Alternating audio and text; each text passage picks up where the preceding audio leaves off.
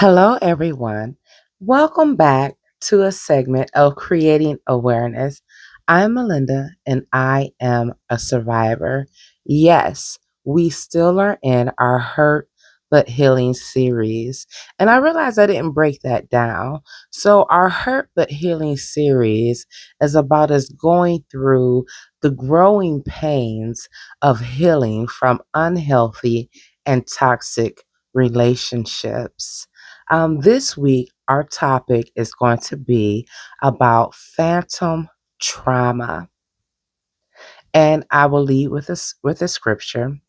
This is going to be Second Timothy, uh, chapter 1, verse 7, KJV. For God hath not given us the spirit of fear, but of power and of love and of a sound mind. So God gave us three attributes to conquering fear in this scripture.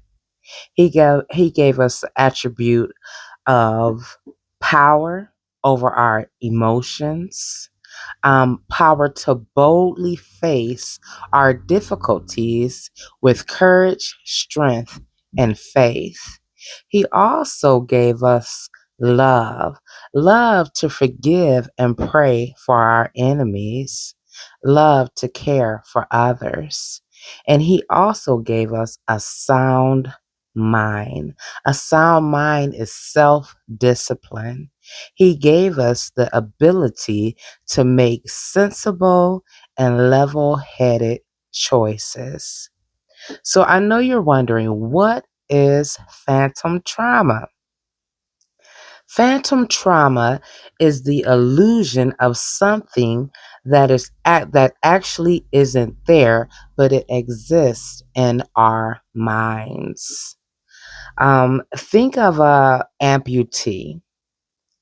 Let's say you maybe had your finger, your toe, your foot, your leg, arm amputated. And although that portion of our body is no longer there, in our mind, it still exists. In our mind, we still feel our finger, we still feel our arm, we still feel our leg or our foot, but it's actually physically no longer there. Phantom trauma is when we are still experiencing mentally the anxiety, the fear, or even the devaluation of our experiences with our toxic ex. This could be our past ex, this could even be our current ex, but we're still feeling these emotions, the fear, the anxiety that they created in us, even though they're no longer around. And I want to be very transparent in this moment because I do use a lot of my personal experiences because I want you guys to know that these things are healable. They can be healed from. Um, I lived in fear for over a year after I broke up with a toxic ex. Once that relationship had ended, I had noticed within myself that I had developed some unhealthy patterns from being in that toxic relationship. And a lot of it had to do with me adapting to the insecurities of my ex. There were moments where, because unfortunately he did stalk me, and I had to get a protective order. There were moments throughout that year where I was constantly looking over my shoulder, and I shared this with you guys on a previous video. There were times that he actually rolled past my home, and when he rolled past my home, it evoked all of those experiences, those unhealthy experiences from our relationship, and I would find myself going through the phases of fear, of anxiety, of panic, of trauma. So, what can, before I get to my unhealthy patterns, what can phantom trauma do to us as survivors? Um, it can create in us anxiety, it can create in us terror. It also can create in us, panic attacks because we're fearing this unknown force from this person who created this emotional atmosphere for us. So, some of the things that you may notice if you are experiencing phantom trauma is you'll notice that. You might notice that you are emotionally sensitive. Everything is just it strikes a button. You go from 0 to 100. The food got burnt. Oh my God, my life is over. Um, you broke your pencil. Lead. You just notice that everything is heightened. It's like you're always on edge, you're walking on eggshells.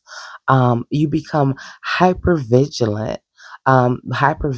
Vigilance, and the looking over your shoulders every 30 seconds to see if you know if this person is around, or if you see this person, or um, phantom trauma says, I expect this negative thing to happen, so why should I expect anything to change? So, what does that look like? It could look like future relationships. It could look like I've already gone through all these horrible things from previous relationships, so all men must be like this. All men are dogs, or all women are hoes. All women are hoes. My last relationship, she was sleeping with everybody, so all women must do this. Or my last relationship, he treated me so horrible. He didn't respect me, he didn't trust me, so all men must be like that. And that's not true. That's just, unfortunately, that toxic experience that you had with that unhealthy mate. Phantom Phantom trauma may make you feel like you are still living that negative experience, even though you have moved on and that person has moved on. You will notice that maybe you have developed this unhealthy habit of seeking validation, being seen, you know, being making to be felt special because in your previous relationship, that person didn't make you feel special. They didn't see you, they didn't encourage you. They wanted you to see them and pour all of yourself into them.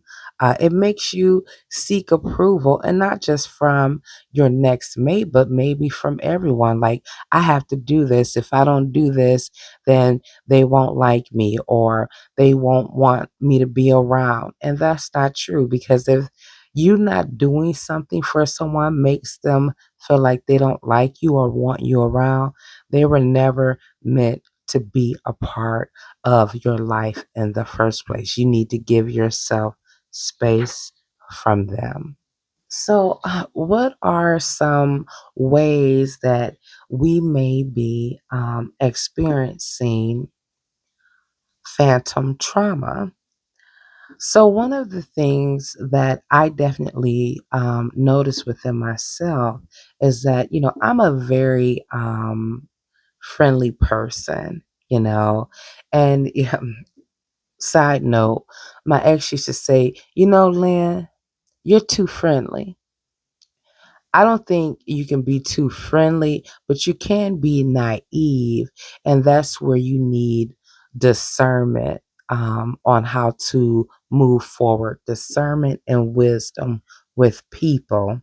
But I used to give people, a friendly hug, um, say hi, and due to my unhealthy conditioning of my ex mate, I stopped giving hugs. I stopped looking men in the eye. I would just, hey, how you doing? I would look away. And what brought this about was whenever I communicated with a male, whether he was a coworker or friend, my ex mate would he would throw a temper tantrum.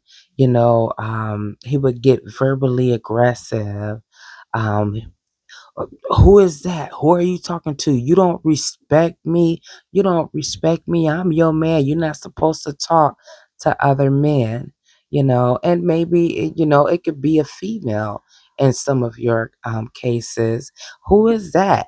Who you think you talking to? I'm your woman. You better let her know you got a woman, and you just saying, "Hey, how's the weather?" or "How's your cup of coffee?" You're having a friendly conversation that has become toxic from your ex, and they are making you feel like that's wrong of you to do because they're insecure.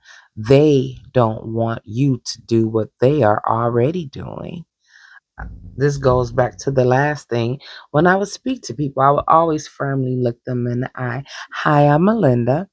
And, because of, again, this unhealthy, toxic conditioning I was experiencing in my relationship, I would look away. I stopped looking at people. I stopped talking to people because I didn't want to go through the third degree or the meltdown from my mate on my behavior and how I was so wrong for disrespecting them when I never was disrespecting them. I was being myself. And because they wanted to condition me not to be myself, this would be their explosion on me. And they're creating this, what will later be your phantom trauma, is they're going to be repetitive. They're going to be repetitive with their aggressive criticism. They're going to be repetitive with their temper tantrums. You're going to notice that you find yourself in this box of, well, I'm damned if I do, and I'm damned if I don't. I can't do anything right for this person. And I want you to definitely pay heed, pay attention, and be careful if you are dating someone who constantly keeps you in fight or flight mode. That's unhealthy. That's a huge red flag that you definitely want to pay attention to, that you want to maybe even document, and maybe start to put some distance between you and that mate until you get a better understanding of that, because no healthy relationship is going to make you want to feel like you need to fight or flight. I need to fight for this or run from it. That's not healthy. A healthy relationship is transparency. We can sit down, we can discuss this together. We can openly discuss this together and share our feelings and our emotions, and not leave the conversation feeling disrespected or overwhelmed um, in an unhealthy way. And when you're dealing with someone of that toxicity, you'll notice, like for me personally, I slowly began to disengage from the memory, from who I was as a person, because I didn't want to be hung up on. I didn't want to be yelled at. I didn't want to be accused of cheating. I didn't want to be accused of being disrespectful. And so I just slowly started to disengage from people in general. And that's a red flag. That's unhealthy. That is someone trying to exert power and control over you. And the only person that needs power and control over you is you through self discipline. We can only control ourselves, we cannot control other people's actions. So, what are some healing techniques that we can utilize through our hurt the healing phase when we realize that we are um, going through or reliving phantom trauma, because phantom trauma will have us ruminating in the past. Again, that looking over our shoulders. Is this person around? You know. Um, so, what are some things that we can utilize during our healing from phantom trauma? Well, I always recommend starting with a therapist, someone that could really help you break down your emotions and your trauma, give you an unbiased perspective, and that can give you the things you need to start healing from those stages that you have experienced with that person. Another technique we can use is face your fears. So, in order to get over my fear of looking at men, talking to men, being around other men, I had to start looking at men. I had to start talking to men. I had to start inviting men over, you know, communicating something that I had stopped doing because I thought out of safety of my emotional state, I needed to do that to be with the person I was with. And one of the biggest things that I did during this hurt healing phase was a affirmation, which was the scripture that I gave you at the beginning of this video. And I shortened it up, and I would remind myself, for God, whenever I felt this anxiety, panic towards this person or anything, I would say, for God did not give me the spirit of fear, but of love, power, and a sound mind. So, definitely affirming yourself whenever you feel that panic attack coming on, or that anxiety, or that uncertainty, reminding yourself, God didn't give me the spirit of fear. I'm not going to live in fear. And you can definitely look up other scriptures that you might want to use. And then the last technique that I'm going to give you for now with this phantom trauma. Um, which is great advice. It was something my therapist told me to do. And it was basically all the things that this person didn't like that you did. And I'm saying not anything that's violent, that's harmful, but let's say they didn't like you wearing short shorts, then put on some short shorts. You know what I'm saying? Put on your short shorts. They didn't like you going out to eat by yourself. Go out to eat by yourself. It's okay. Start reliving your life, regaining your power back after that unhealthy relationship, because you don't have to live in phantom trauma. I hope you guys enjoyed this video. Definitely leave a comment if you enjoyed this, if you want to see more videos like this. Subscribe to my channel and like and share. If no one told you they love you today, I love you.